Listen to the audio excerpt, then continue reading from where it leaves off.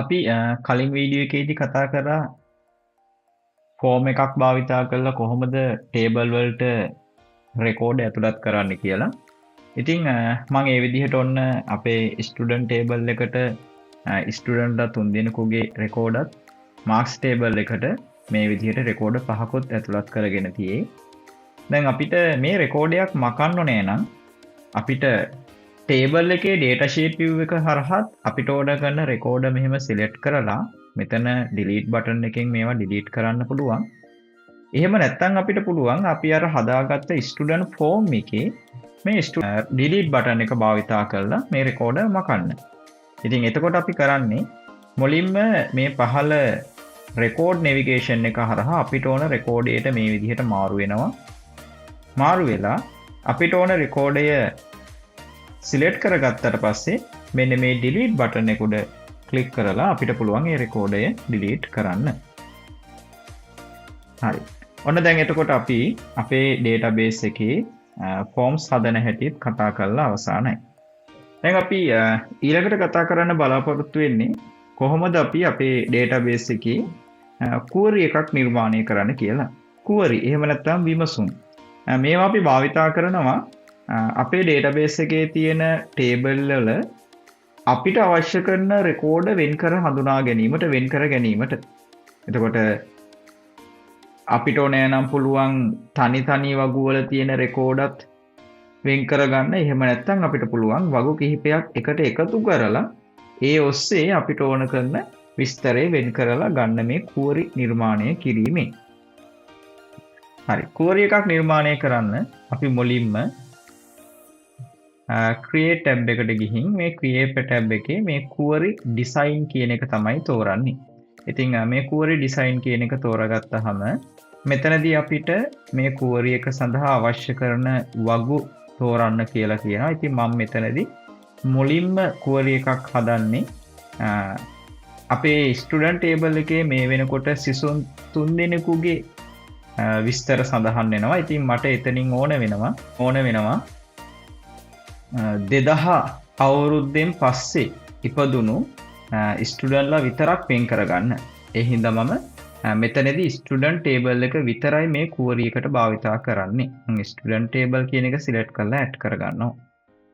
හරි. එතකොට මේ query එක ඩිසයින්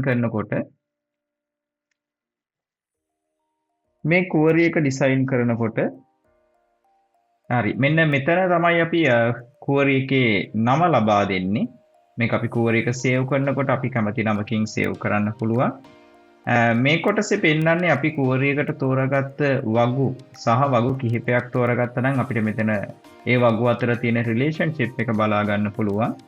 මෙන්න මේ පහලින් තමයි අපිට ඕන කරන වගුවේ අපි තොරතුර වෙන් කරගන්න නිර්ණායක එහෙම නැත්නම් criteria එක ලබා දෙන්නේ. හරි. දැන් අපිට මේ වගුවේ මේ query එකට ඕන කරන field තෝරගන්න පුළුවන්. මට ඕන කරන්නේ student ගේ නමයි birthday එකයි විතරයි.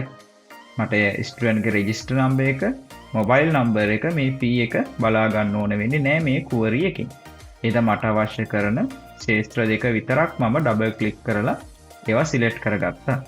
ඊට පස්සේ අපි මෙන්න මේ පහළට ගිහින් මෙතන මේ criteria කියන එකේ දැන් අපි එයාගේ birthday එකන්නේ වෙන් කර ගැනීම කරන්නේ. දැන් මේ විදිහට criteria එකක් දෙන්නේ නැතුව මම මේ query එක run කරොත් මෙතන තියෙනවා run කියලා button එකක්. මට මේකෙන් තමයි විමසුම ක්‍රියාත්මක කරගන්නේ.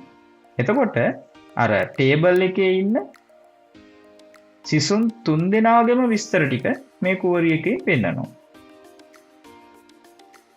හැබැයි අපිට ඕන කරන්නේ මේ 2000 වර්ෂයේ සිට සිසුන්ගේ විස්තර ටික බලා ගන්න. ඒ කියන්නේ අපිට ඕන කරන්නේ අමල් සහ කමල් කියන දෙන්නගේ විස්තර විතරයි. මේ නිමල් අවශ්‍ය වෙන්නේ නැහැ. එයා 1999 ඉපදිලා තියෙන හින්දා. හරි. ඒ හින්දා දැන් අපි මොන ක්‍රයිටේරියා එක දෙන හැටි කතා කරමු. මම කරන්නේ අපව මේ view වලින් හරි query එකේ design view එකට මාරු වෙනවා. ඊට පස්සේ අපි මෙන්න මේ birthday කියන field එකට අදාළව ක්‍රයිටේරියා එක ලබා දෙනවා අපි. මෙතන අපි දෙනවා ඔන්න දැන් අපිට ඕන කරන්නේ 1900 2000 අවුරුද්දට වැඩි වර්ෂ ටිකනේ. නම් මම මේ විදිහට ලකුණ දීලා ඊට පස්සේ මම මෙතන ටයිප් කරනවා දිනය අපි දෙමු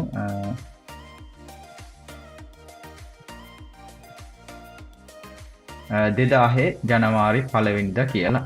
එතකොට 2000 ජනවාරි 1 වෙනිදාට වඩා වැඩි වර්ෂ තමයි අපි මේ කූරියකින් වෙන් කරගන්න බලාපොරොත්තු වෙන්නේ.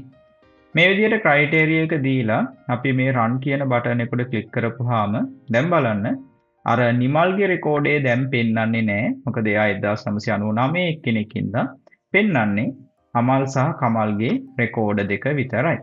ඉතින් ඔන්න ඔය විදිහට අපිට පුළුවන් අපි හදාගෙන තියෙන ඩේටාබේස් එකේ වගුවල අපි සේව් කරගත්ත රෙකෝඩ වලින් අපිට ඕන නිර්ණායක යටතේ අවශ්‍ය කරන කරුණු ටික විතරක් වෙන් කරගන්න මෙන්න මේ කුවරි එහෙම නැත්නම් විමසුම් භාවිතා කරලා. හරි. මම මේ කුවරි එක සේව් කරගන්නවා. හරි. එතකොට අපි මේකට කුවරි එකට නම දෙමු student birthday කියලා.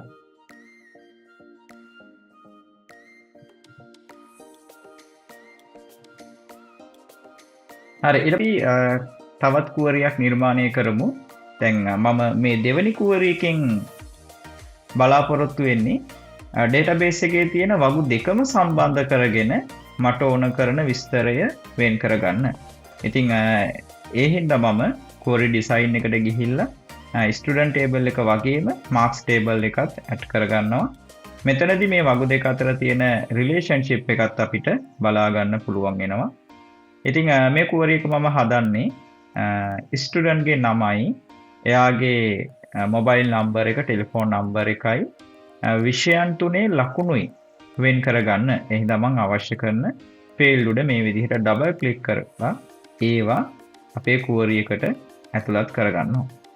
ඒවා තමයි දැන් මම මේ විදිහට ශේෂ්ත්‍ර ටික ඇතුළත් කරගෙන කුවරි එක රන් කරලා බැලුවොත් මට ළමයිගේ සියලුම රෙකෝඩ එහෙම නැත්නම් සියලුම රෙකෝඩ ලකුණු ඇතුළත් රෙකෝඩ ටික මෙහෙම බලා ගන්න පුළුවන්.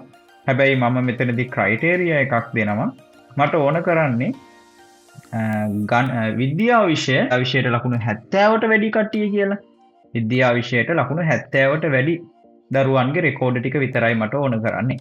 එහෙනම් මම ක්‍රයිටේරියා කියන පේලියේ මේ විද්‍යාව විෂයට 70ට වැඩි රෙකෝඩ වෙන් කරගන්න කියලාවලා මේ විදිහට ඔන්න ක්‍රයිටේරියා එක ලියා ගන්නවා. හරි. ඊට පස්සේ මම මේ කුවරි එක රන් කරොත් ඔන්න එතකොට මට විද්‍යා විෂයට ලකුණු 70ට වැඩි රෙකෝඩ 4ක් පෙන්නනවා. අපි මාක්ස් ටේබල් එකට ගිහින් බැලුවොත් එහෙනම් විද්‍යා විෂයට 70ට අඩු මෙන්න මේ ලකුණු 59 රෙකෝඩේ දැන් අපේ කුවරි එකේ පෙන්වන්නේ නැහැ. මොකද එයා කුවරි එකෙන් පෙන්වන්නේ හැම වෙලෙම විද්‍යා විෂයට ලකුණු 70ට වැඩි රෙකෝඩ පමණයි. හරි. ඉතින් මෙන්න මේ විදිහට අපිට මේ වගු අතර රිලේෂන්ෂිප් එකක් හදලා නම් තියෙන්නේ. ඒ රිලේෂන්ෂිප් එක භාවිතා කරලා වගු කිහිපයකින් උනත් අපිට ඕන කරන කරුණු වෙන් කරගන්න පුළුවන්. හරි. ඉතින් අපි දැන් දෙවෙනියට හදාගත්ත මේ කුවරි එකත් අපි සේව් කරගමු. ඉතින් මම මේ කුවරි එකට ස්ටුඩන්ට් මාක්ස් කියලා නම දීලා ඒක සේව් කරගන්නවා.